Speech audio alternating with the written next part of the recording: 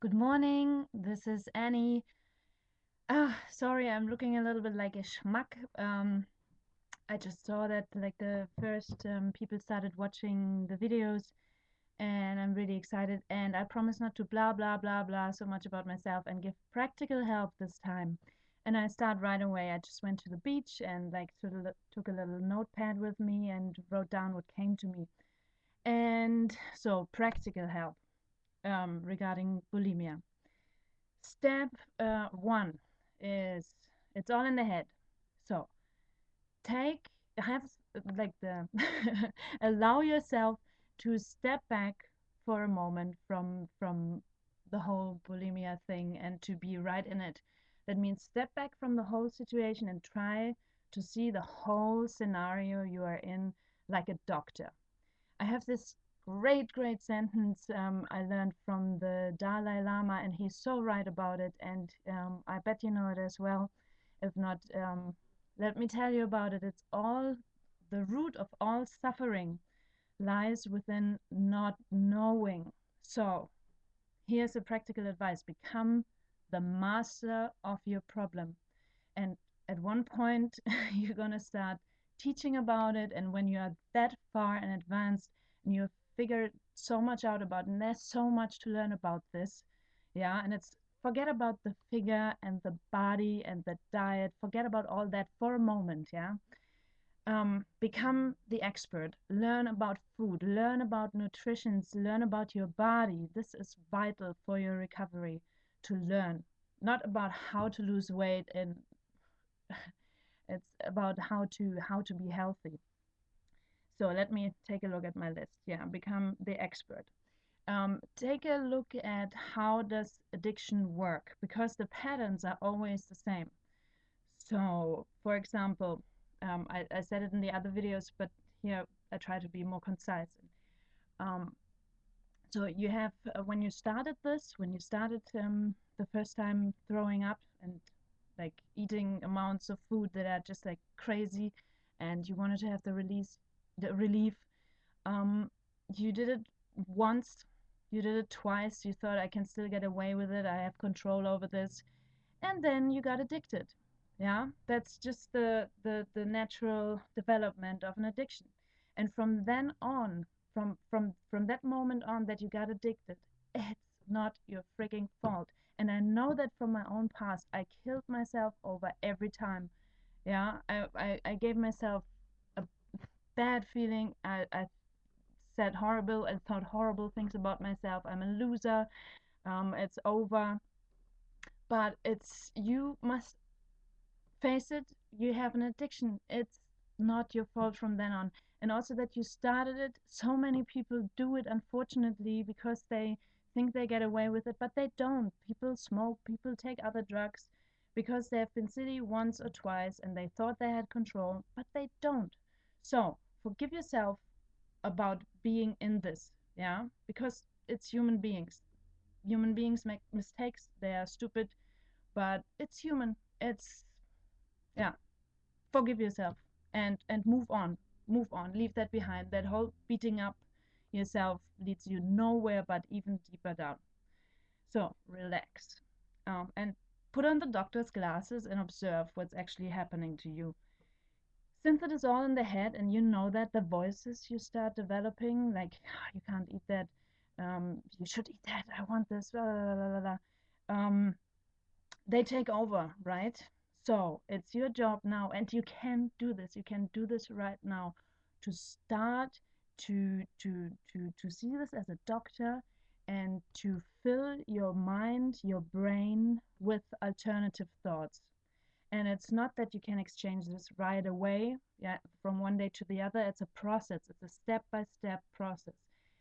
So you're a very passionate person, obviously, because that whole bulimia thing is wanting everything at once and wanting to be healthy at once. But you have to learn to take things step by step and to do it, to move gradually. That means, um, for example, um, I'm trying to think of a good example how you can exchange thoughts.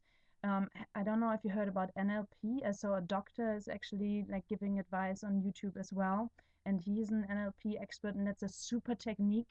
Forget about focusing NLP on bulimia. Um, Focus it on anything. It's instead of putting things in negative words, you try to put phrases in positive words instead of saying I'm such a loser, I'm such a stupid person. You could say, if you use NLP, I could make a better choice for myself instead of what I did right now. I hope you get this. I can make another video about the whole NLP, and I um I urge you to look it up by yourself. That's all part of recovery.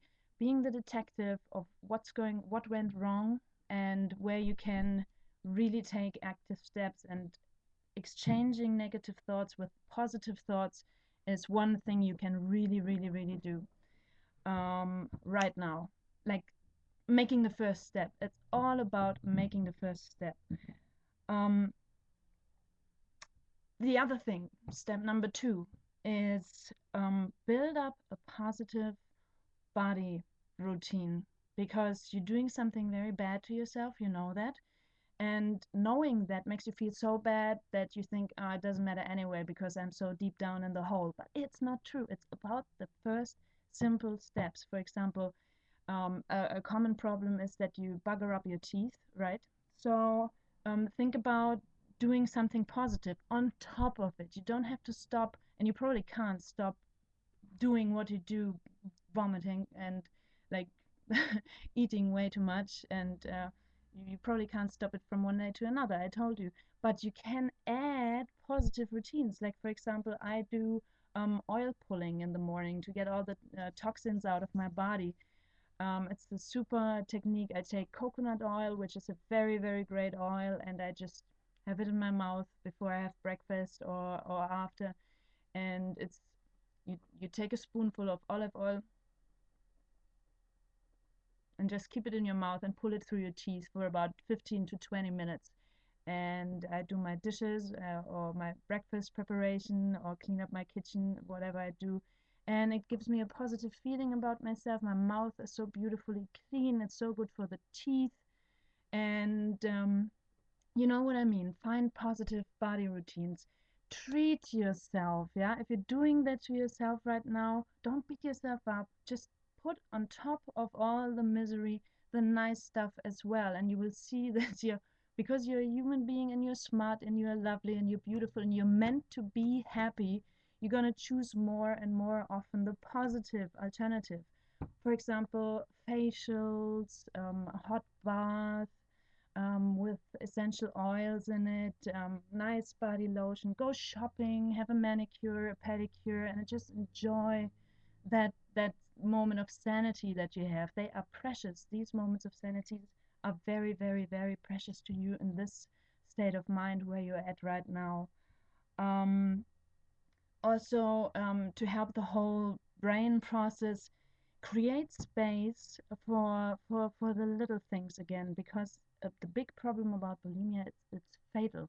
Yeah, it's like a thing that's taking everything over. And but you can make the little things, you can give them importance again, because they save your ass. I'm telling you, if you make time, like if you only make 10 minutes time each day for your recovery, that you relax, you go outside and you have a walk, you find a spot where you have peace of mind and quiet, you listen to the birds.